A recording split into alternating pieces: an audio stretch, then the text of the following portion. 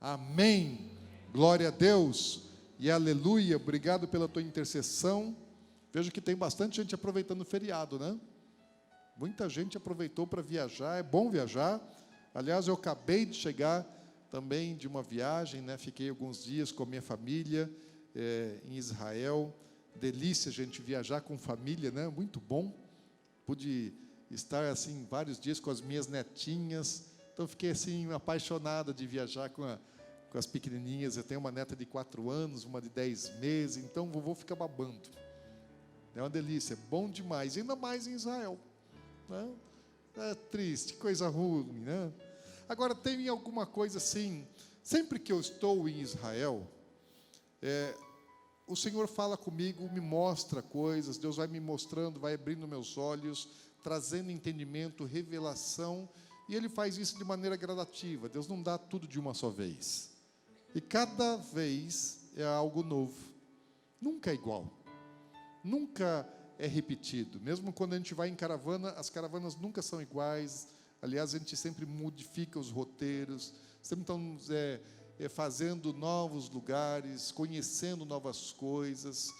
E Deus vai cada vez trazendo mais entendimento, revelação e abrindo a visão. E uma coisa que me chamou muita atenção agora nesses dias, e Deus deixou para me mostrar isso no último dia, porque a gente viajou a Israel de ponta a ponta, fizemos as 4 fronteiras com Líbano, com Síria, com Egito e com Jordânia. Então viajei todo Israel de norte a sul, de todas as extremidades, né, do Jordão ao Mediterrâneo, e no norte as 2 fronteiras e no sul as 2 fronteiras. Então foi assim uma viagem também corrida. Ficamos menos tempo em Jerusalém, que é a cidade que eu amo ficar e estar. Eu gosto de ficar ali bastante tempo. A gente pôde ficar só 3 dias, mas daí no último dia eu percebi algo que eu não tinha notado em outras ocasiões. O que me destacou? Tinha muito judeu. Ah, pastor, que graça esse negócio aí.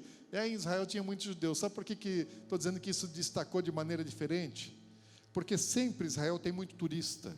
Os hotéis estão sempre lotados, muitos ônibus, muitas caravanas para todos os lugares. E turistas de todos os lugares do mundo. Só que agora, nessa época do ano, tinha bastante turista também, mas principalmente turismo de judeu. Turismo interno, né? Período de férias, verão, período de férias. Verão, no deserto a gente pegou 45 graus, mas top, tranquilo. Em Israel o calor não incomoda.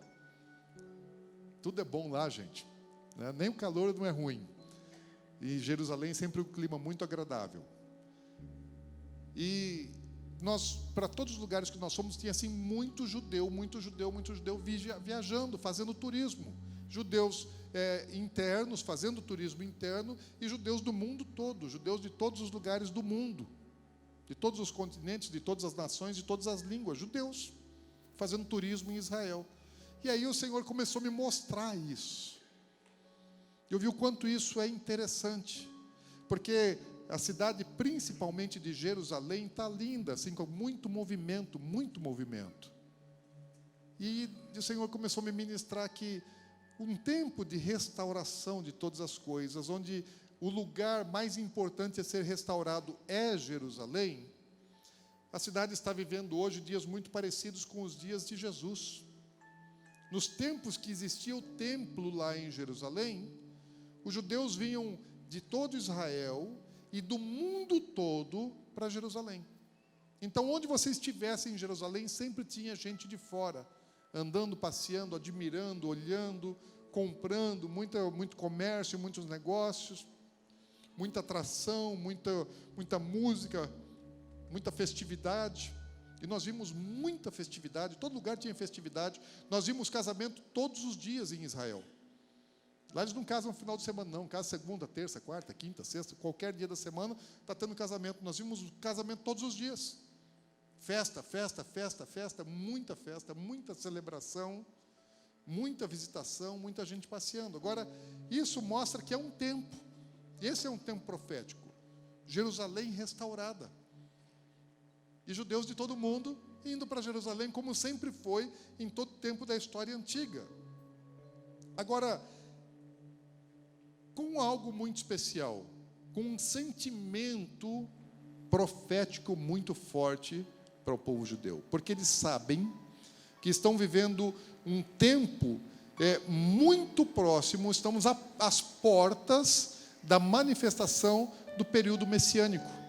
Existem profecias bíblicas que falam a respeito do Messias, o judeu conhece isso, e eles estão aguardando o tempo, a manifestação da era messiânica. Eles não receberam Jesus, Yeshua, como seu Messias, o Mashiach.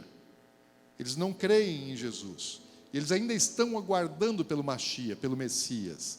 Eles vão conhecer a Jesus, quando Jesus voltar, eles vão entender, e a Bíblia fala a respeito desse momento, que vai haver pranto, haverá choro e arrependimento em todas as casas de Israel, por terem rejeitado ao seu Messias. E esse momento vai chegar. Então, mas enquanto eles não conhecem a revelação de Yeshua, há uma grande expectação, eles estão assim, aguardando ansiosamente a era messiânica, porque as promessas para eles são maravilhosas. Toda a Bíblia tem promessas maravilhosas para o tempo da restauração de Israel. E eles estão, então, sabendo que o tempo messiânico está chegando, não estão simplesmente de braços cruzados esperando que aconteça. Antes, pelo contrário, eles estão ativos, se preparando para o período messiânico. Eles conhecem as profecias. Eles sabem que o tempo do cumprimento das profecias do Antigo Testamento é chegado. Eles sabem que o Messias, que é Yeshua, que é Jesus, vai governar sobre todo o planeta Terra a partir de Jerusalém, porque está escrito na palavra isso. Jesus vai estar entronizado em Jerusalém e vai governar sobre todo o mundo, e vai ser um governo de paz, de justiça, de alegria, porque o reino de Deus é justiça, paz e alegria. E a Bíblia, quando fala a respeito desse período messiânico, do governo messiânico sobre toda a terra, fala assim que vai ser um tempo de paz, de harmonia. Fala que o leão vai pastar junto com o cordeiro, e que as crianças vão brincar com a serpente. Não vai haver mortandade, não vai haver guerra, não vai haver peste, ao contrário, será plenitude, durante 1000 anos na terra. Esse é o governo milenar de Jesus, é o milênio de que a Bíblia fala no Novo Testamento. Agora, essas profecias do Antigo Testamento, o judeu ortodoxo ou não messiânico não crê no Novo Testamento. Então, as profecias nas quais eles creem, elas são profecias muito antigas.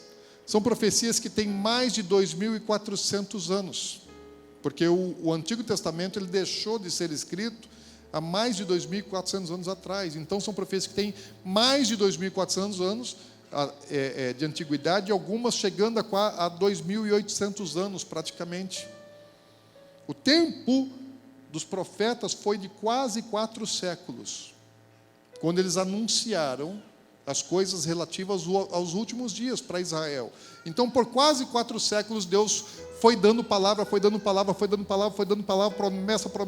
promessa, que ainda não se cumpriram, e há cerca de 2.400 anos atrás, Deus parou de falar no Antigo Testamento. Depois de Jesus, no 1º século, então nós temos outras promessas renovadas e ampliadas em relação àquilo que nós temos no Antigo Testamento. E o judeu, ele crê em profecias milenares, na média, 2.500, 2.600, 2.700 anos já liberadas, e que ainda não se cumpriram. Eles não deixaram de crer. Eles acreditam que cada profecia, ela vai se cumprir integralmente e literalmente.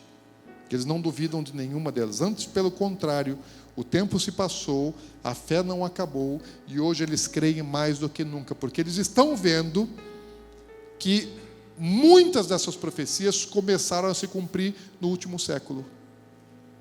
Nesse último século, começaram a se cumprir profecias milenares. E as profecias, elas falam da restauração de Israel. Pedro, quando ele prega lá em Atos capítulo 3, quando ele chega no versículo 21, depois de ele ter curado um coxo lá, um paralítico, aquele que estende a mão para ele, para João, eles estão indo orar no templo, né? E aquele paralítico estende a mão, esperando receber uma esmola. Pedro vira para ele e fala: não tenho prata nem ouro, mas o que eu tenho te dou. Levanta e anda. E quando aquele paralítico é curado, as pessoas que estão ali perto do templo vêm rapidamente, porque há décadas ele estava ali. O que é que está acontecendo? Que milagre é esse? E Pedro começa a pregar, fala: olha, ele foi curado pelo poder do nome de Jesus, a quem vocês mataram, mas era ignorância, e era necessário que acontecesse. Mas Jesus, ele morreu, mas ele ressuscitou, e ele foi levado aos céus. E falou: e do mesmo jeito que ele foi levado aos céus, ele vai voltar. Porém, no versículo 21, ele fala assim: é necessário que ele seja retido nos céus, até o tempo da restauração de todas as coisas, de que Deus falou pela boca dos seus antigos profetas. E o que os profetas disseram? Todas as palavras de restauração anunciadas pelos profetas do Antigo Testamento falam da restauração de Israel. E essa restauração ela é dada em três grandes grupos. As profecias você pode enquadrá-las em 3 grandes grupos de restauração de Israel. Falar a respeito da restauração do povo, eu não vou entrar nos detalhes disso, porque é bastante conteúdo, isso é um assunto para a gente fazer em seminário, EPE, coisa assim. Na EPE a gente vai fazer, talvez a gente faça um seminário também de escatologia e a gente aborde isso de maneira mais profunda. Mas existe uma restauração do povo, existe uma restauração da terra, existe uma restauração espiritual, porque a aliança que existe é entre Deus, o povo descendente de Abraão, e a terra. É uma aliança de 3 partes: um Deus, um povo e uma terra. E a restauração ela é feita do povo, da terra e da sua espiritualidade. Isso está acontecendo, gente. Isso está acontecendo. Pedro falou a respeito disso, que chegaria o tempo da volta de Jesus, e para que Jesus voltasse, era necessário que as coisas fossem restauradas primeiro. E está acontecendo, e eles sabem. E eles sabem. Existe uma geração hoje em Israel, e eu muito me emociono com isso, porque eu sinto a verdade, o poder, a grandiosidade disso. Eu queria poder compartilhar assim, tirar de dentro do meu coração e colocar dentro do teu coração. Há uma geração que sabe que é a geração do Messias. O Espírito em Israel diz assim: é o tempo do Messias. As crianças sabem, os jovens sabem, os velhos sabem, eles sabem. E essa geração dos menores hoje, diferente das gerações de décadas atrás, porque a maior parte dos judeus de cabelo branco, eles não nasceram em Israel, eles fizeram aliar. São judeus de vários lugares do mundo que vieram da Rússia, que vieram da Europa, que vieram da América Latina, de todos os continentes, judeus que foram fazendo aliar, retornando, conforme as profecias falavam a respeito do seu retorno para a sua pátria, para a sua terra. E lá tem muito judeu assim, de cabelo branco, barba branca, que não nasceu em Israel. Mas os menores são nativos. Essa geração dos menores, eles não apenas são nativos, mas são filhos de nativos. Então existe uma geração mais antiga que fez aliar. Existe uma geração madura que já nasceu em Israel. Existe uma geração dos menores que já é a 3ª geração em Israel. E eles estão sabendo, falou: é com a gente. É com a gente. Jesus está voltando para a igreja, e o Messias está chegando para eles. Eles sabem disso. E porque eles sabem, então toda nação está se preparando para a chegada do Messias. De muitas maneiras eles estão se preparando. Sabe que até a polícia já tem projeto, planejamento de organização das multidões com a chegada do Messias. Porque quando a Bíblia fala que quando o Messias estiver em Israel, o mundo inteiro vai correr para lá. Imagina Jesus em Jerusalém, todo mundo vai querer ir para lá.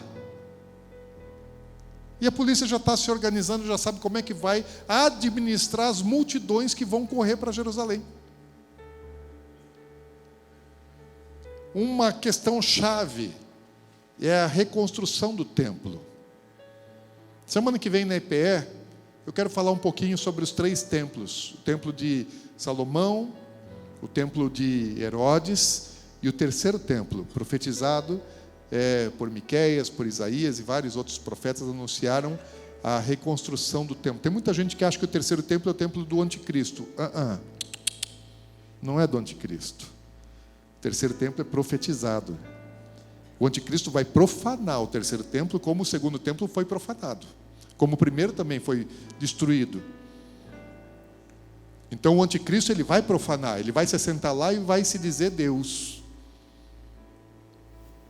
Mas ele vai estar no lugar errado, que não é dele. Jesus também falou a respeito disso, que ele não deveria estar ali, mas ele vai estar, no momento ele vai estar lá. Então o 3º templo não é o templo do anticristo, é o templo bíblico que vai ser profanado, e depois ele será purificado. E ele vai existir durante o milênio. Agora, em relação ao templo, eles já estão com tudo preparado. Existe uma organização chamada Instituto do Templo. E o Instituto do Templo já tem o projeto, já tem recursos, já tem os utensílios, já tem o mobiliário, já tem praticamente todas as coisas que são necessárias para o próximo templo. Tem lá a menorá, o candelabro, tem a mesa dos pães da proposição, tem o altar de incenso, o altar de ouro, e todos os objetos e todos os utensílios necessários ao culto, no templo que será reconstruído. O problema é o lugar, que está ocupado por uma mesquita. Mas ele já tem o azeite de ser usado no templo, está lá pronto, você pode visitar e ver. Tem o vinho que vai ser utilizado, o vinho do templo é diferente dos outros vinhos, o azeite do templo é diferente dos outros azeites, todas as coisas do templo são específicas, consagradas, dedicadas, feitas de maneira especial para o ofício da adoração no templo. Aliás, sobre o ofício, estão treinando os sacerdotes para o ofício do templo, que por um tempo vai ser um problema para os judeus messiânicos lá. Eles serão ainda mais rejeitados antes da volta de Jesus.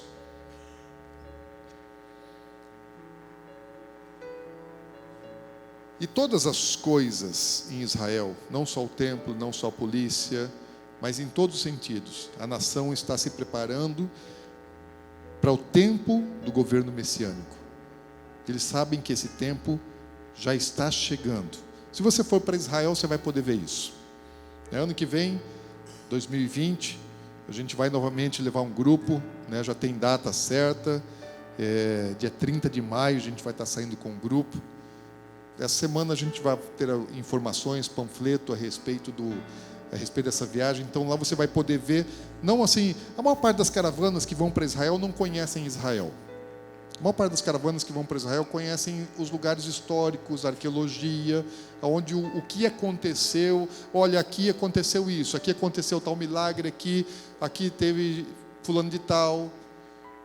Mas a gente não vê só isso, a gente vai nos lugares históricos, e eu amo os lugares históricos. Agora, nessa viagem, eu fui em lugares que eu nunca tinha ido, lugares históricos, bíblicos, de acontecimentos bíblicos, mas eu gosto de ver aquilo que Deus está fazendo hoje em Israel. Conhecer Israel hoje, o Israel profético, o Israel vivo, não só o passado, mas o presente que aponta para o futuro. E aí, no ano que vem, se você for, você vai ver. Você vai ver uma nação se preparando para o Messias, se organizando para a chegada do Messias. Se você for para Paris, para Nova York, para Disneylândia, para qualquer outro lugar, para uma praia paradisíaca, você não vai saber nada disso. Não que seja errado, mas você não vai entender coisa nenhuma daquilo que Deus está fazendo. Nesses lugares você não vai descobrir. Então, se você quer fazer um planejamento de viagem, vai para Israel. Não precisa ir com a nossa caravana não, mas vai para Israel. Eu posso até te ajudar a dar dicas para você ir para Israel. Muito melhor do que ir para qualquer outro lugar do mundo. E essa semana, não perca, venha aprender aqui com esse judeu messiânico, com David Silver, vai ser muito bom. Agora, enquanto a nação de Israel tem consciência de que as profecias bíblicas estão se cumprindo, profecias de mais de 2.500 anos atrás, estão se cumprindo hoje, e por causa disso eles estão se preparando para a chegada do Messias, a igreja que tem a revelação de Cristo, que tem profecias muito mais recentes, porque a igreja tem profecias de 1.900 anos atrás, está dormindo. A igreja está meio desconectada a respeito das coisas que estão acontecendo nas regiões celestiais e o movimento do reino de Deus. Eu fico desesperado com isso, gente. De verdade, eu fico assim desesperado com isso. Como é que pode a igreja de Jesus, estar tão distraída, desapercebida, tão desconectada com as coisas do reino dos céus e tão ligada com as coisas desse mundo?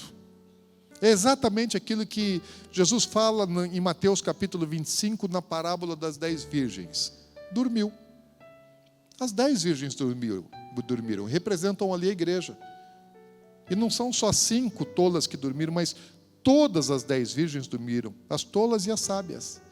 E o que nós estamos vivendo hoje é esse tempo de que a igreja dormiu, mas ali no capítulo 25, no versículo 6 de Mateus, tem uma voz que diz: acorda, desperta. Então esse é um tempo de despertamento. No livro de Apocalipse, quando fala a respeito desses dias que nós estamos vivendo, fala que o mundo está embriagado. Embriagado. Sabe como é que é embriagado? E fala assim: povo meu, sai fora disso aí. Por quê? Porque Deus está falando assim: a minha igreja também está dentro desse ambiente de embriaguez. Que Satanás embriagou o mundo, embebedou o mundo, deu de beber para o mundo e deu para a igreja também. A igreja também dormiu, embriagou, mandou todas com o mundo e está aí assim, não tem percepção. Está desconectada. Não percebe o que está sobre a sua cabeça. Sabe as coisas que estão acontecendo no mundo. Está conectada com as informações, com as notícias, com as mídias sociais, mas não tem noção das coisas que estão acontecendo no mundo espiritual e como é que o reino de Deus está se movimentando e como é que as coisas estão caminhando para o cumprimento das profecias bíblicas. Antes, pelo contrário, a igreja está assim, os crentes em Jesus Cristo estão só querendo se dar bem. Qual que é o espírito da igreja? Se dá bem. Se para mim estiver bom, basta. Bom em que sentido? Ter conforto, segurança, saúde, prazer, é o bem-estar. O que é que o mundo busca? O bem-estar. E o que a igreja busca? As mesmas coisas, se dá bem. Gente, a igreja não pode viver o mesmo padrão do mundo, não pode. Igreja e mundo são coisas diferentes. Jesus ele veio para nos libertar do mundo, para nos tirar fora. Ele veio para nos pescar do mundo, nos transportar do império das trevas para o reino do Filho do seu amor. Então nós não podemos ser iguais, não podemos ter os mesmos padrões. Mas a igreja do presente século é uma igreja que está buscando as mesmas coisas que o mundo busca. Busca riqueza igual, busca prazer igual, busca todas as coisas igual. Um crente de sucesso é igual a um homem de sucesso qualquer. Quem que é um crente de sucesso? É aquele que prosperou, que cresceu, que se tornou famoso, que adquiriu títulos, conhecimento, dinheiro, fama. Será que está certo isso? Hoje os ministérios, igrejas na sua maioria, buscam grandeza, reconhecimento, riqueza. E Jesus não falou que deveria ser dessa maneira. Gente, a igreja e o crente, eles não podem caminhar na direção que o mundo caminha. Não pode navegar nas mesmas águas que o mundo navega. Eu não estou dizendo que você não tem que trabalhar, que você não tem que estudar, que você não tem que casar, que você não tem que investir. Não é isso. Mas isso não pode ser a motivação da sua vida. Você não pode viver em função disso, você não pode ser escravo disso. Deus tem todas essas coisas para você. Deus tem bênção, Deus tem provisão, Deus tem sustento para a sua vida. É Ele quem te provê em todas as coisas, então você não precisa ser escravo disso. Você precisa servir a Deus, que Ele vai fazer com que as coisas prosperem, deem certo no seu caminho. Aliás, ser próspero não quer dizer que você vai ser rico. Próspero é aquele que tem sempre, não necessariamente que tem guardado, mas que nunca falta, que tem para sempre. Então a igreja ela tem que ser diferente, os seus valores, seus conceitos têm que ser diferentes. O crente não pode gastar dinheiro do mesmo jeito que o ímpio gasta. Ele não pode gastar, investir o seu tempo da mesma maneira que o ímpio investe. Ele não pode ter os mesmos valores, não pode gostar das mesmas coisas, não pode ter o mesmo padrão de lazer, de diversão, não pode valorizar as coisas materiais como o mundo valoriza. Você pode ter toda a riqueza do mundo, mas você não pode colocar isso como um Deus na sua vida. Não pode ver o sexo, o prazer na vida sexual da mesma maneira que o mundo vê. Tem que ser muito melhor, mas da maneira bíblica. Não pode ter as mesmas escalas do mundo. Tem que ser diferente. Jesus era diferente. Sabe uma coisa, eu gosto dos radicais. O radical é aquele que ele está fora tá fora do bolo. Ele não está sendo conduzido. Os radicais são aqueles que eles caminham diferente. Que eles levam pessoas para um lugar diferente. Eles não fazem parte da massa. Os radicais não fazem parte da massa. Jesus foi radical. Ele era diferente. Os apóstolos eram radicais. Eles eram diferentes.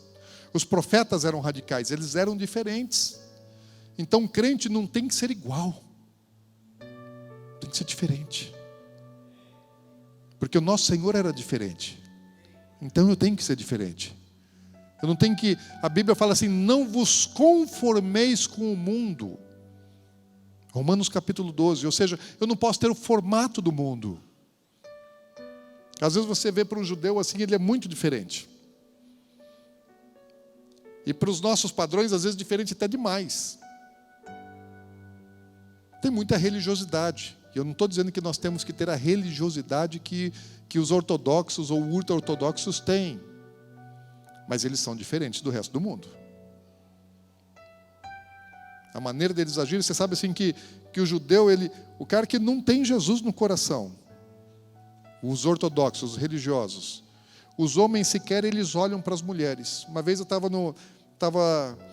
numa das viagens, estava no ônibus, junto com a caravana, e daí o guia pegou e falou assim, quer ver, olha, nós estávamos passando por um bairro de judeus ortodoxos, e assim, muita gente na rua, né? E muita gente, que eu digo, muita gente mesmo, famílias, né? Dia normal de semana, então as crianças indo para a escola, então é aquela escadinha. 4, 5, 6, 7, 8 crianças indo para a escola, né? O maiorzinho lá que tem uns 12 anos, está puxando que tem 10, que está puxando que tem 9, que está puxando que tem 7, até aquele que tem 3 vem lá no rabinho da fila. E às vezes não tem um adulto. Mas isso é normal lá. Isso é normal. Estão indo a pé, comum. Né? O maior cuida do menor e assim vai. E as famílias assim são assim. E às vezes tem lá uma mãe, uma mulher junto. E daí o Gui, nós paramos no semáforo, e aí tinha lá pessoas, mulheres, crianças e homens para atravessar o sinal, e ele falou, quer ver? Olha para o religioso. Olha para o religioso. Ele não vai olhar para a mulher. Ele não vai olhar para a mulher. E tinham mulheres atravessando. Eu falei, não vai olhar. Presta atenção nele, ele não vai olhar. E ele atravessa assim, olhando para baixo. Ele não ergue o olho para admirar uma mulher. Quer ser radical, não é? O respeito pela mulher do próximo e guardar os próprios olhos, para não desejar, para não cobiçar. Nós temos muito que aprender com esse povo, eles têm algumas coisas para aprender com a gente, mas eles vão aprender com o próprio Messias. Então nós temos um tempo, gente, de que a igreja precisa despertar, a igreja precisa acordar, a igreja precisa entender que dias são esses, a igreja precisa estar preparada para aquilo que vai acontecer, parar de olhar para o mundo, parar de parecer com o mundo, se conformar com o mundo e começar a olhar para o céu. Ver o que é que o céu está dizendo, mais do que o que o Jornal Nacional está dizendo, o que é que o céu está falando. Mais do que a internet está dizendo, que as mídias sociais estão dizendo, tem que dizer o que é que Deus está falando, o que é que o Espírito da profecia está dizendo.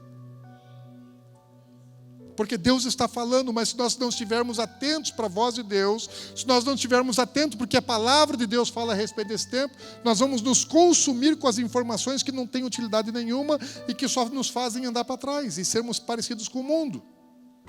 É um tempo de a igreja saber que ela é estrangeira. Jesus falou assim, olha, quando ele orou por nós, em João capítulo 17, ele orou: Pai, eu peço que o Senhor os guarde do mundo, porque eles não são do mundo, como eu também não sou. Fala: Deus, meu Pai, eu não sou desse mundo, e eles também não são, então guarda-os do mundo, livra-os do mal. Não peço que os tire do mundo, mas livra-os do mal, porque eles não pertencem ao mundo, e o mundo me odiou e vai odiar eles.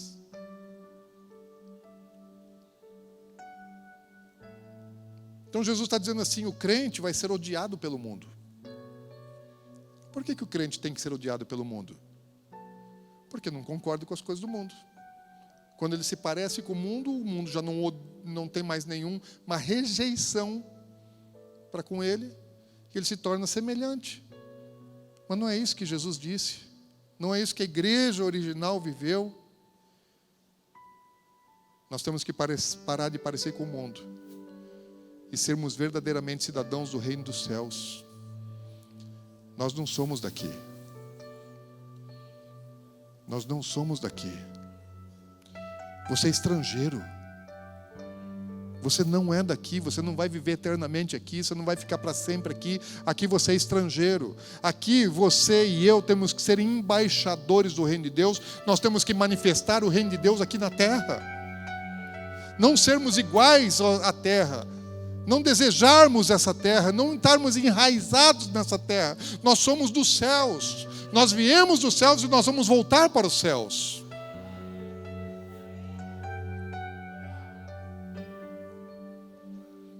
Precisamos acordar. E falando desse tempo profético, você tem ideia do que é que a Bíblia diz a respeito desses últimos dias? O que é que vai acontecer sobre a face da terra nos últimos dias? Deveria saber. Porque as coisas já estão acontecendo, boa parte das profecias já se cumpriram, estão se cumprindo e vão se cumprir. Todas elas, literalmente, integralmente. Eu falei aqui que Jesus ele vai voltar e vai reinar na terra por 1000 anos, e vai ser um tempo maravilhoso, como nunca houve um tempo. É o milênio do Senhor. Assim como o sábado é o dia do Senhor, o 7º milênio será o milênio do Senhor. 7º milênio da existência do homem na terra. E nós já entramos no 7º milênio. Depois eu explico isso. Quando falar de escatologia, a gente explica isso melhor.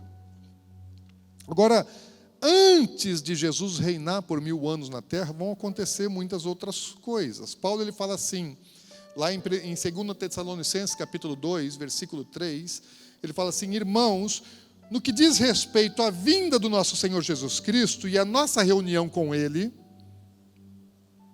tenho a dizer o seguinte, vai lá no versículo 3 e fala assim: ninguém, de nenhum modo vos engane, porque isso não acontecerá sem que primeiro venha a apostasia e seja revelado o homem da iniquidade, o filho da perdição. Fala, antes de Jesus vir reinar, primeiro há uma apostasia. Apostasia é o abandono da verdadeira fé no seio da igreja. Nós já estamos vendo isso. Nós vivemos um tempo em que a igreja está adorando mais a Mamon do que a Jesus. E a igreja é a somatória dos crentes. Não são as paredes. Não são as paredes que adoram Mamon. É aqueles que congregam entre as paredes que adoram Mamon. E outras formas de idolatria e de abandono de fé. Outro dia eu falo sobre apostasia. Denuncio apostasia numa outra ocasião.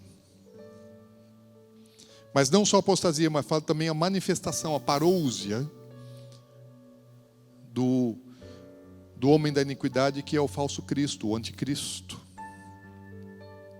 que vai reinar, que vai governar na terra. A aparição dele, o surgimento dele, ele vai governar na terra por 7 anos. Vai ser um governo mequetrefe, né? Porque até o Lula ficou 8. E ele só vai ficar 7. E no começo vai parecer que ele é o salvador da pátria. Aliás, ele vai se parecer com o Messias. Quando ele chegar, quando ele se aparecer e se manifestar, as pessoas vão pensar que é o Messias. Vão pensar que é Jesus que voltou para os crentes, que é o Messias que chegou para Israel, que é Maitreya, que os budistas estão esperando, que é Vishnu, que os hindus estão esperando, que é o Mahdi, que os muçulmanos estão esperando. Esse cara, ele vai ter uma habilidade de engano, e ele vai enganar o mundo inteiro, e todo mundo vai achar que é o Messias, porque todas as grandes religiões do mundo esperam por o Messias. E ele vai ter a característica, porque todas elas anunciam um Messias que vai trazer um tempo de paz e prosperidade sobre a terra. Então vai parecer no início que esse cara está trazendo paz e prosperidade sobre a terra. Vai parecer o Messias para todo mundo, vai parecer Jesus. Ele vai parecer Jesus. E muita gente vai achar que é Jesus. Mas quando passar a primeira fase do governo dele, então vai se manifestar quem verdadeiramente ele é. Assim como foi com Hitler. No começo, quando Hitler surgiu, ele enganou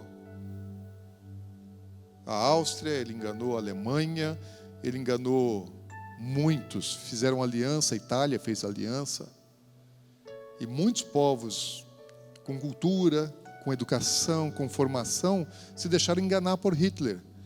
No começo parecia que era o Salvador. E depois se manifestou quem é o cara. O falso Cristo, ele vai ser muito mais enganador do que Hitler. Até porque ele vai poder fazer milagres, fazer até fogo cair do céu. Ele vai ter um discurso como nunca nenhum outro homem, a não ser Jesus, teve. Habilidade de engano. Paulo fala assim que a habilidade dele vai ser de engano. E, gente, todos nós somos enganáveis. Eu sou enganável, você é enganável. Os demônios já me enganaram, pessoas já me enganaram. Todos nós estamos sujeitos ao engano. E se Deus não nos guardar, a Bíblia fala que ele enganaria até mesmo aos eleitos. Ou Deus nos guarda do engano, ou nós somos enganáveis também. Então, ele vai enganar, e depois vai se manifestar quem ele é. Mas nesse tempo, Jesus ele fala que vai ser um tempo assim semelhante aos dias de Noé. Nos dias de Noé, as coisas estavam acontecendo de maneira natural. As pessoas estavam trabalhando, investindo, casando, tendo uma vida normal, e não sabiam que estava vindo um grande juízo, que era o dilúvio, que tragaria todos. Noé estava pregando. Tinha um cara de cabeça branca lá, pregando, falando a respeito das coisas vindouras que iam acontecer, de um juízo que viria sobre a face da terra. Ninguém acreditava no cara, estavam tocando a sua vida, cada um do seu jeito, fazendo cada um segundo aquilo que te apraz. E veio o dilúvio e tragou a todos. Jesus fala que serão dias semelhantes aos dias de Ló, de Sodoma e de Gomorra, que também lá eles estavam trabalhando, fazendo todas as coisas, vivendo de maneira devassa, imoral, sexualmente descontrolados, como se isso não tivesse nenhum problema e como se isso não fosse gerar nenhum castigo. Até que veio fogo do céu e destruiu Sodoma e Gomorra, que é bem lá no sul do Mar Morto. A gente, quando passa ali no sul do Mar Morto, eu sei, falou, aqui estava Sodoma e Gomorra. Nessa região estava Sodoma e Gomorra. E nós vivemos um tempo que está vindo um juízo sobre a terra. Deus vai julgar o pecado do mundo antes da volta de Jesus. A Bíblia chama isso de o dia do Senhor, grande tribulação. Tem vários títulos que a Bíblia dá para isso. E isso vai acontecer de maneira repentina. Paulo fala a respeito desse tempo em 1 Tessalonicenses capítulo 5, versículo 3. Ele fala assim: quando andarem dizendo paz e segurança, eis que lhes virá repentina destruição. Ah, pastor, para, que isso? Não vai acontecer nada, não. Está maluco, pastor, está maluco. Você deve estar vendo muito YouTube desses negócios cataclísmicos, né, que apavora todo mundo. Não, eu não tenho visto. Não tenho tido tempo. Tem até muita coisa boa lá, mas eu não tenho tido tempo de ver. Tem muita besteira também. Muita coisa alarmista, que não tem sentido. Mas a Bíblia diz, olha, quando tiver todo mundo achando que está tudo bem, igual todo mundo achava que estava bem antes do dilúvio, igual todo mundo achava que estava bem antes da destruição de Sodoma e Gomorra, está tudo bem. Então virá repentina destruição e de maneira nenhuma escaparão. É bíblico, gente, vai se cumprir. Se a Bíblia diz, vai acontecer. Mas também existem promessas maravilhosas para a gente. Por exemplo, existe a promessa do arrebatamento. Glória a Deus e aleluia. Tem notícia ruim? Tem. Para quem? Para quem não está alinhado com os céus. Mas tem notícia boa para quem estiver alinhado com os céus. Para quem estiver ligado na terra, a notícia é ruim. Para quem estiver ligado nos céus, a notícia é muito boa. Tem arrebatamento, glória a Deus. Paulo diz assim, em 1 Tessalonicenses 4,17. Depois nós, os vivos que ficarmos, seremos arrebatados juntamente com eles, entre nuvens, para o encontro do Senhor nos ares, e assim estaremos para sempre com o Senhor. E sabe de uma coisa? Vai ser repentino também, num piscar de olhos. Dá uma piscada assim. Quantas vezes você já conseguiu piscar aí? Já dá para ter tido dezenas de arrebatamentos. Porque num piscar de olhos. Pisca aí. Já foi. Não vai ter aviso. Não vai dar tempo de preparar. Não vai dar para ouvir uma trombeta soando e você corre, e você se ajoelha, e você se arrepende, e você confessa os seus pecados, e você começa a acertar a sua vida. Não vai dar tempo, é num piscar de olhos. Jesus diz assim, Lucas 17, 34 e 36, 34 a 36 diz assim: digo-vos que naquela noite, talvez seja a noite em Israel, né? Vai ser uma noite, em algum lugar do mundo vai ser noite, em outro lugar vai ser dia. Fala, naquela noite, 2 estarão numa cama, um será tomado e outro deixado. 2 mulheres estarão juntas moendo, uma será tomada e a outra deixada. 2 estarão no campo, um será tomado e outro deixado. Repentinamente, um vai e outro fica. 10 virgens, 5 vão, 5 ficam. Metade sobe, metade desce. E é dentro da mesma mensagem, dentro do mesmo contexto que Jesus está falando a respeito disso, como ele falou das 10 virgens. Metade vai, metade fica. Está falando de igreja. Agora, e se isso acontecer no mês que vem? Setembro não é um mês legal para acontecer isso, gente? Tem festa de tabernáculos. Tabernáculos fala em morar com Deus, fala em habitação com Deus. E se acontecer mês que vem? Ninguém está animado para ir mês que vem. Vocês estão cheios de projetos, né? Pelo menos o Natal, deixa chegar o Natal primeiro, é isso? Vocês estão com outros sonhos, com outros projetos. Mês que vem não, Senhor, espera aí, está muito rápido. Eu tenho coisa para fazer aqui. Não, você não pode estar apegado a coisa alguma. E se for mês que vem? Glória a Deus para alguns aqui que disseram amém, aleluia. Mas foi assim a absoluta minoria. Porque talvez nem todos estejam se sentindo preparados. Se for mês que vem, você está preparado? Tem um lá. Quem que está preparado aí? 1, 2, 3, 4, 5, 6, 7, 8, 9, 10, 11.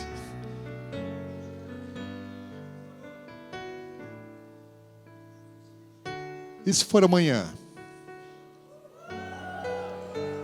Ah, agora eu entendi. Vocês não estão querendo esperar até o mês que vem. Vocês estão querendo antecipar. Mês que vem está muito longe. Glória a Deus! E se for agora?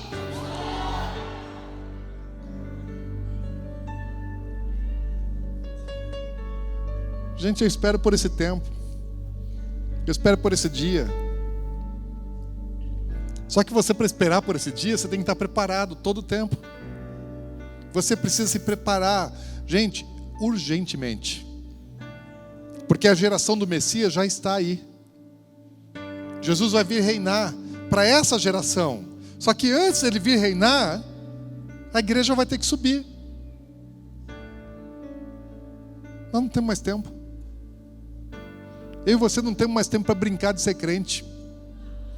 Eu e você não temos mais tempo de brincar de se preparar para a volta de Jesus. Eu e você não temos mais tempo para perder tempo. Nós não temos mais tempo para picuinha, para beicinho, para não gostar disso, para reclamar daquilo, para injuriar, para murmurar. Não tem mais tempo. Acabou. A gente tem que estar pronto. A gente tem que estar pronto.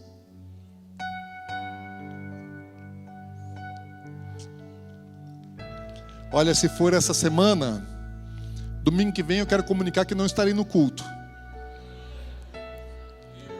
Alguém? O Jean já se candidatou para pregar domingo que vem.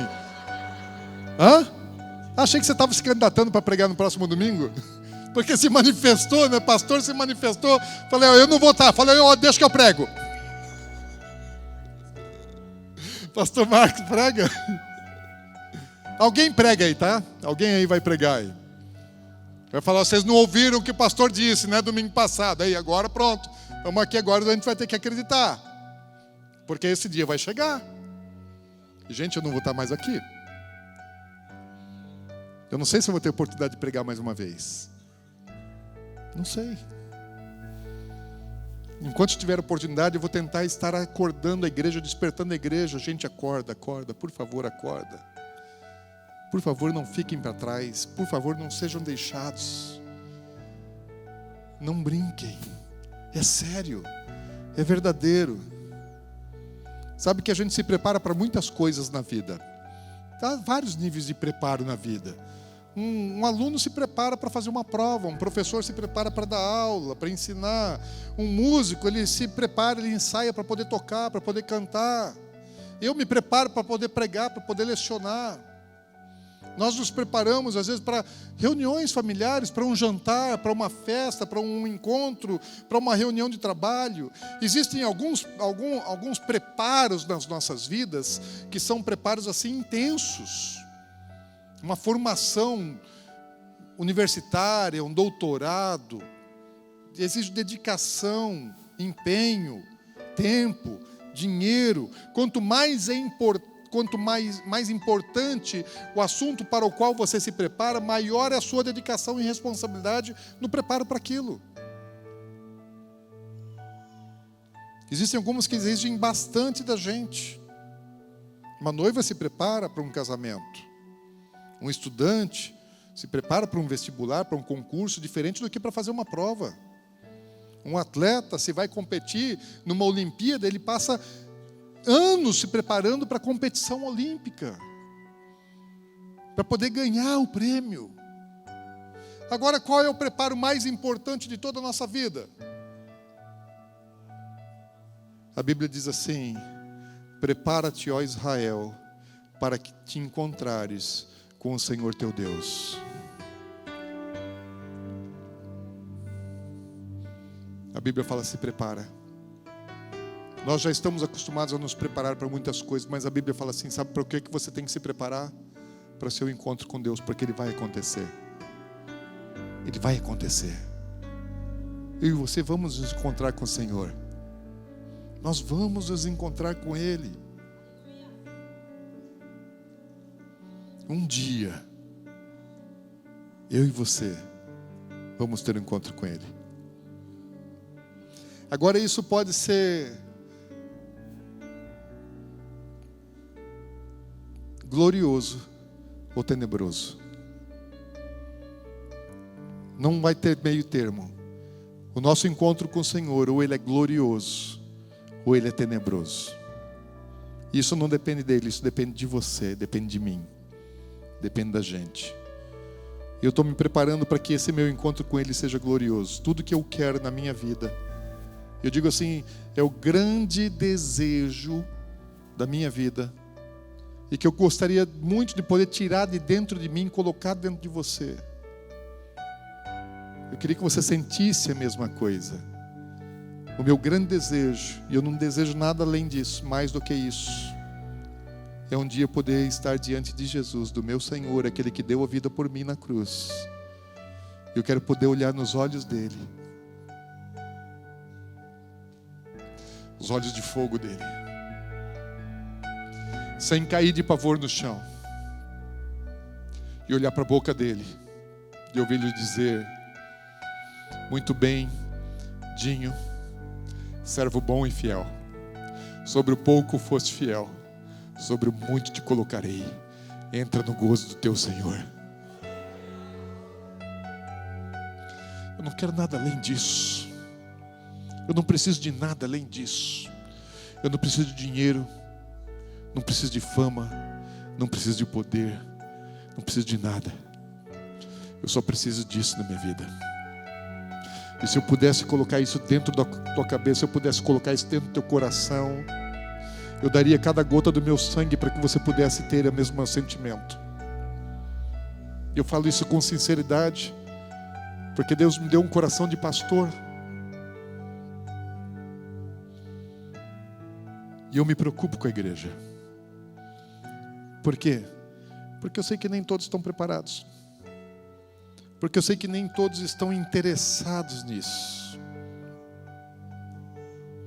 Eu queria que você desejasse isso, mais do que dinheiro, mais do que aparência física, mais do que prazer, mais do que lazer, diversão, mais do que qualquer outra coisa da tua vida. Eu queria que você desejasse isso.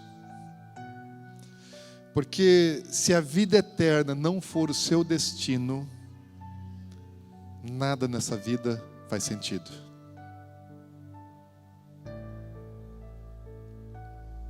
Entenda isso. Se a vida eterna não for o seu destino, a tua vida está sem sentido. Tudo que você está fazendo é fútil, é inútil, não vai servir para nada, não vai dar em nada. Tudo, e eu estou dizendo tudo que você está fazendo, não vai sobrar nada, não vai prestar de nada. Ou a vida eterna é seu destino, ou sua vida não valeu a pena. Não importa posição, posto, poder, dinheiro, conhecimento, títulos, não importa nada. Não importa, não importa. Não tem valor nenhum. Se perdeu tudo. Ou a vida eterna é o seu alvo, ou você precisa urgentemente rever os seus valores, os seus conceitos e a sua vida por completo. Se o teu alvo é outro, diferente da vida eterna, por favor, acorda. Por favor, desperta. Por favor, você precisa sair desse lugar. Você precisa ir para um outro lugar. Se você soubesse que o arrebatamento aconteceria na semana que vem, o que você faria? Você ia procurar ganhar muito dinheiro? Você ia comprar propriedades, trocar de carro? Você faria igual... Eu vi uma entrevista do John Willis há um tempo atrás, que perguntaram para ele se ele soubesse que ele ia morrer em tanto tempo, o que ele faria? Ele falou que ele ia transar com todas as pessoas que ele encontrasse na frente dele. Você ia procurar ter prazeres na carne, fazer sexo. Se você soubesse que o arrebatamento ia acontecer na semana que vem, o que você faria? Eu acredito que se você é um crente de verdade, você ia fazer tudo certinho do jeito que a Bíblia manda. Que você ia orar muito, você ia jejuar, você ia ler a Bíblia, Você ia se arrepender de todos os seus pecados, você ia confessar todos os seus pecados, você ia abandonar todos os seus pecados, você ia perdoar as pessoas, você ia pedir perdão para as pessoas, você ia resolver todas as suas pendências, não ia deixar nada mais pendente na sua vida. Você ia procurar se tornar em uma semana perfeito, santo e irrepreensível, como você nunca conseguiu ser na sua vida, mas em uma semana você ia se tornar essa pessoa. Eu sei que tem muita gente que não está interessada nisso, que não quer que isso aconteça, que não espera que isso aconteça, não se prepara e não vai se preparar para isso. Eu sei disso. Esses, infelizmente, eles até podem ter interesse naquilo que Deus tem para dar para eles, mas eles não têm nenhum compromisso com Deus, com a vontade de Deus e com o reino de Deus. Eles já escolheram outros valores e outro destino, e eu, infelizmente, não tenho nada para dizer a esses. A minha mensagem não é para essas pessoas. A minha mensagem que o Senhor me tem comissionado, o ministério que Deus me tem dado, é para aqueles que querem. Aqueles que querem se preparar. Não para quem já está pronto, mas quem quer. Para quem sabe que precisa, quem deseja. Eu quero poder ajudar quem quer ser ajudado e quem quer se preparar, de verdade mesmo, com toda simplicidade e humildade, sem arrogância, sem nenhuma soberba. E eu sei também que dentre aqueles que querem, nem todos conseguem. Nem todo mundo que quer consegue. Tem gente que quer, mas parece que assim é preso, está amarrado e não consegue avançar. É como o jovem rico. Lembra a história do jovem rico que procurou Jesus? Ele corre para Jesus e fala: Senhor, o que é que eu faço para herdar a vida eterna? Ele queria. Jesus pergunta se você conhece os mandamentos. Não matarás, não roubarás, não adulterarás, não dirás falsos testemunhos. Senhor, eu tenho guardado tudo isso. O cara era religioso.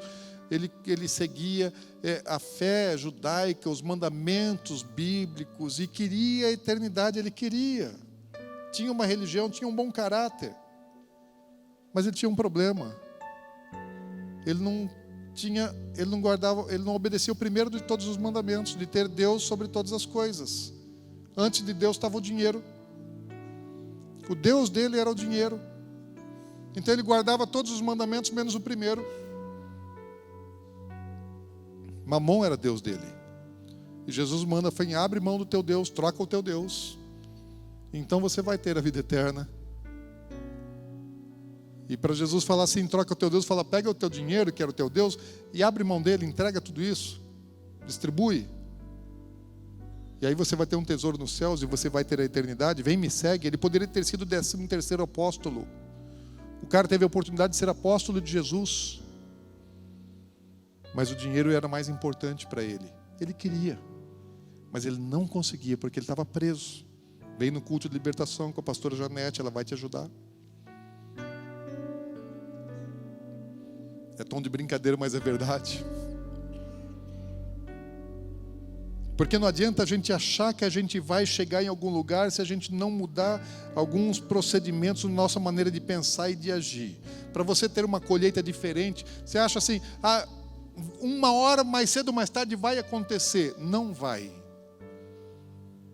Você precisa se posicionar, você precisa ter atitude, senão não vai acontecer nada. Se você continuar semeando do jeito que você sempre semeou, você vai continuar colhendo do jeito que sempre colheu. Para mudar a colheita tem que mudar a semeadura. Então você tem que mudar a sua maneira de pensar, você tem que mudar a sua maneira de agir.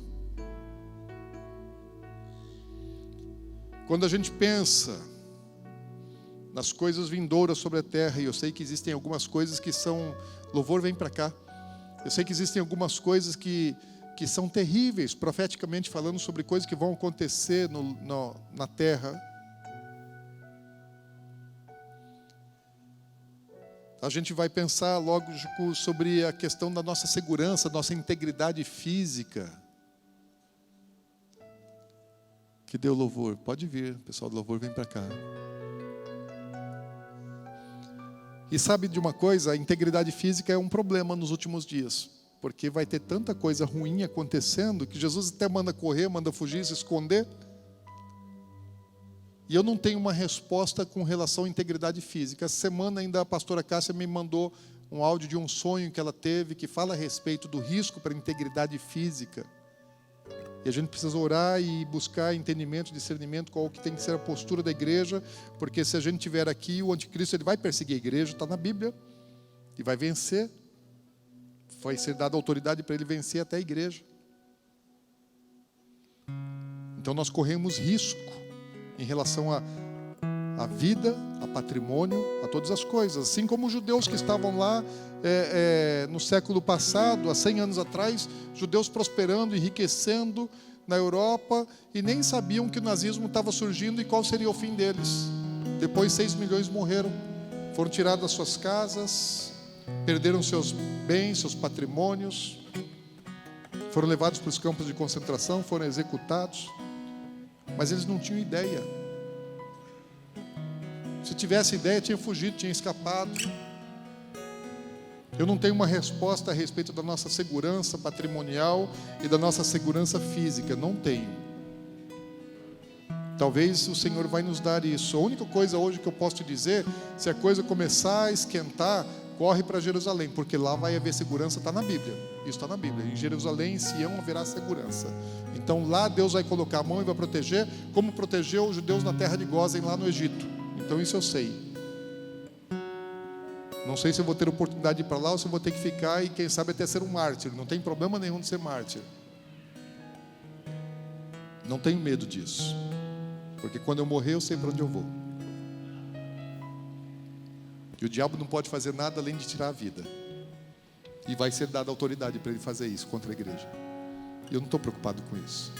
Meu problema não é integridade física ou material. Meu problema é segurança espiritual. E se eu não tenho respostas para a sua segurança física e material, patrimonial, eu tenho algumas respostas para a sua segurança espiritual. Eu quero encerrar, não vou dizer todas elas hoje, porque isso não é coisa que a gente conclui numa mensagem de domingo à noite. Mas para que você tenha segurança espiritual, você precisa de coisas simples. Não precisa de muita coisa. Mas a primeira coisa que você precisa é deixar de ficar preocupado com as coisas do mundo. Não estejais ansiosos por coisa alguma. Não adore as coisas materiais, não viva em razão delas, não corra atrás delas. Corra atrás de Deus, busque a Deus e Deus te dá o que você precisa.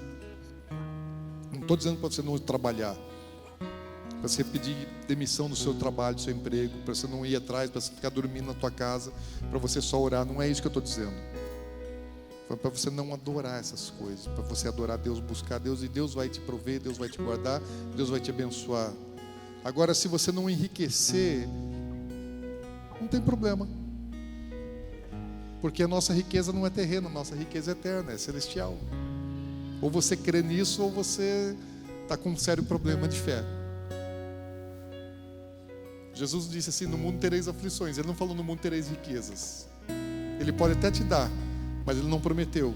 E se ele te der, é para cumprir um propósito no reino, para que você tenha um ministério de investir no reino. É para isso que Deus dá dinheiro. Porque que adianta você ter um monte de dinheiro, você não vai levar nada para o céu. Não vai levar nada para o céu. Você pode ganhar tudo que você quiser nessa terra, você não vai levar uma moeda para o céu. Então, se você não usar o seu dinheiro da maneira correta nessa terra, você está no prejuízo, porque você vai dar conta de cada real que você recebe nessa vida. E se você está com pouco, também não tem problema. Não estou dizendo que você tem que ser um cara acomodado, sem perspectiva, não é isso. Não tem problema no sentido espiritual, porque quando Paulo está falando a respeito de dinheiro, lá em 1 Timóteo capítulo 6, ele dá um recado aos ricos. Um dia eu vou pregar sobre isso. Eu estou ameaçando pregar de um monte de coisa, né? Vocês viram que eu estou acreditando que vai demorar um pouquinho mais, que eu vou ter tempo de pregar muita coisa ainda, que eu tenho que ensinar muita coisa ainda. Aquilo que o Senhor me ensina, eu tenho que compartilhar. Mas quando Paulo está falando a Timóteo a respeito das instruções, a respeito de coisas financeiras e dando uma resposta aos ricos, ele fala assim: olha, porque nada temos trazido ao mundo. 1 Timóteo 6, versículos 7 e 8 fala: nada temos trazido para esse mundo, nem coisa alguma podemos levar dele, tendo sustento e com o que nos vestir estejamos contentes. Ele não está falando assim, se você tiver um carro novo, se você tiver um celular novo, se você tiver uma bolsa de grife, se você... Ele fala, não, e não é isso que te contenta. Fala, olha, se você tiver sustento, o que comer, o que vestir, esteja contente. Não murmura, não reclama. É Bíblia, gente. O mundo não ensina isso, quem ensina isso é Bíblia. Eu prefiro acreditar na Bíblia. Mais alguém aqui prefere acreditar na Bíblia? Cuidado com o amém que você fala. Deus pode te colocar em prova. Fala sem misericórdia, Senhor. Valorize as coisas espirituais mais do que as materiais. Não corre atrás das coisas materiais, corre atrás de Deus. Segunda coisa, foge do pecado. Foge do pecado. E foge da sua aparência também. Resista ao diabo, ele fugirá de vós. Não ande perto do pecado, não brinca com o pecado, não se aproxima do abismo, afasta-te do abismo.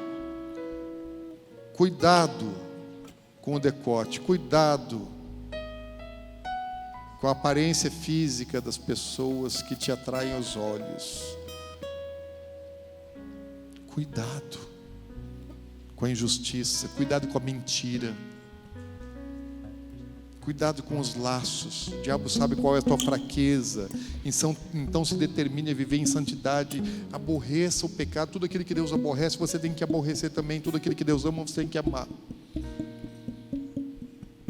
É difícil, pastor? É possível, meu irmão. É possível.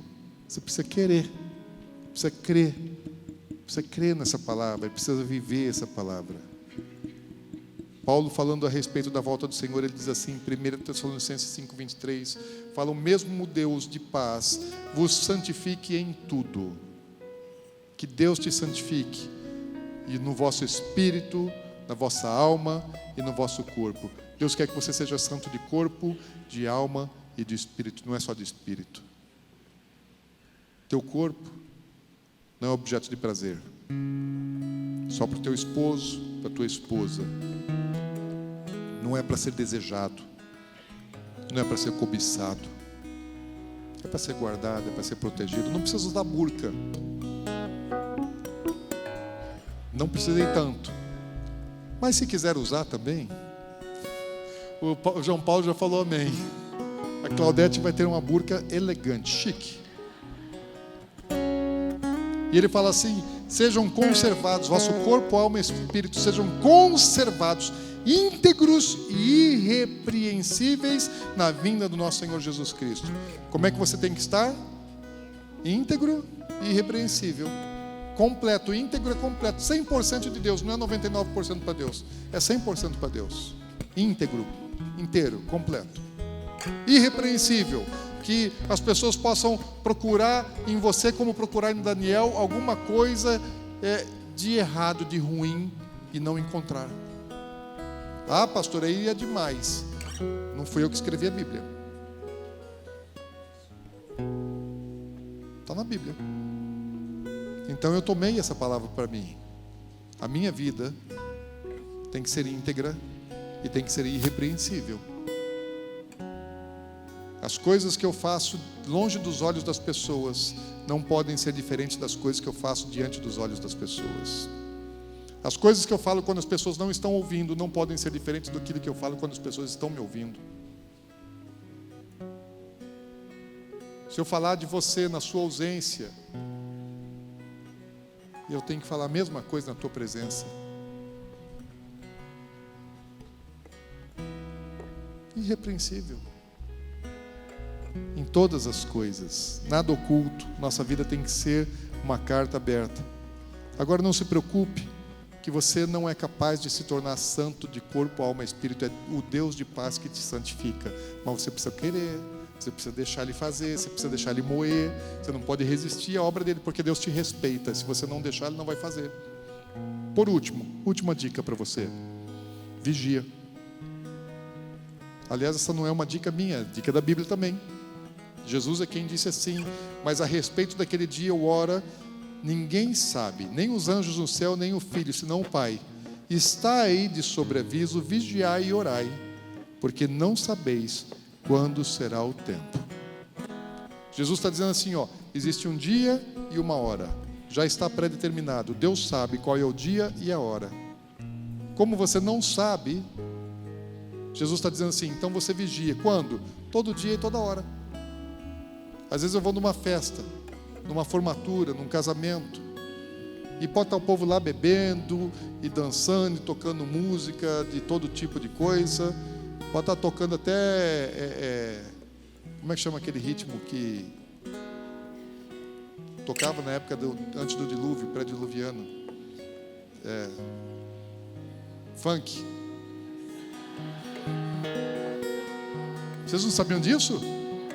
Mas que tipo de música que vocês acham que tocava antes do dilúvio? Era funk, gente. Por isso que Deus mandou o dilúvio. Porque não é possível, né? Tem coisa pior? Ainda não, né? Não sei se o diabo vai inventar alguma coisa pior do que isso. Mas eu posso estar numa festa, pode até tocar no funk, gente. Pode estar gente lá de mini saia, eu sempre estou pensando, pode ser agora. Jesus pode voltar agora. Eu já me imaginei, gente, eu sendo assim, arrancado de uma mesa no jantar, naquele baile acontecendo lá de formatura, de casamento, e eu estou ali sentado e aquela mesa, essas mesas é um tampão que é colocado em cima de uma mesa, né? Eu falei, o anjo vai vir aqui, vai me pegar, na hora que ele me puxar, o meu joelho vai bater nessa mesa, vai virar sobre essa senhora que está na minha frente, meu Deus. Eu vou subir para o céu e ela ainda vai ficar com todo prejuízo, tudo que está aqui na mesa vai cair em cima dela. Porque pode ser qualquer instante. Eu tenho que estar pronto toda hora. Todo dia e toda hora. Você vai estar em algum lugar. E pode ser que você esteja num ambiente desse não propício. Mas você tem que estar apropriado. O ambiente pode não ser apropriado, mas você tem que estar apropriado. Amém? Gente, é muito bom poder sentir pronto. Você precisa se sentir pronto. Você precisa se preparar. Você precisa saber que isso é verdade, que vai acontecer, e você precisa se sentir preparado. Eu não sei se eu vou pregar mais alguma vez. Se eu não pregar, eu tenho certeza que estou pronto. Eu não vejo a hora. Minha casa não é aqui. E a tua casa não é aqui. Então te prepara. Eu tive esses dias atrás, começou a me dar uma dor na cabeça, bem aqui atrás da orelha. E de repente vinha uma dor e latejava. E vinha aquela dor e assim, eu não sabia, de repente do nada começou a vir, vários dias seguidos, né? Agora já tem uns dias agora que passou, depois em Israel passou, acabou. Israel é bom demais, depois de Jerusalém acabou a dor. Mas vinha uma dor que latejava. Daí eu pensava assim, bom, pode ser um monte de coisa, mas pode ser alguma coisa pior. Eu até cheguei a imaginar, vai que é um tumor. Falei, se for eu não vou tratar. Eu só preciso de tempo para terminar.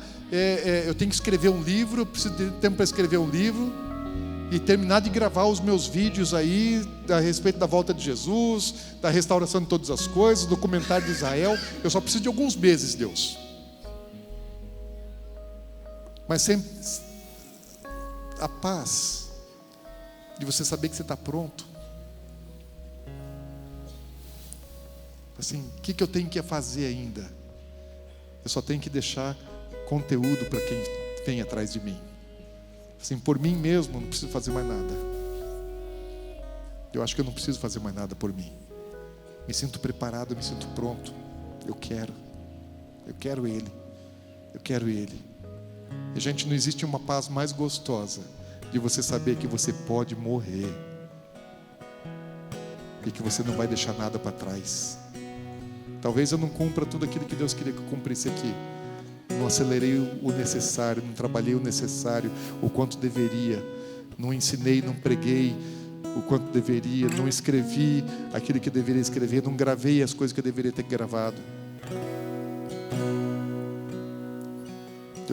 Talvez só essa dívida. Mas é bom demais você sentir paz. E eu quero que você sinta essa paz. Fique em pé no seu lugar.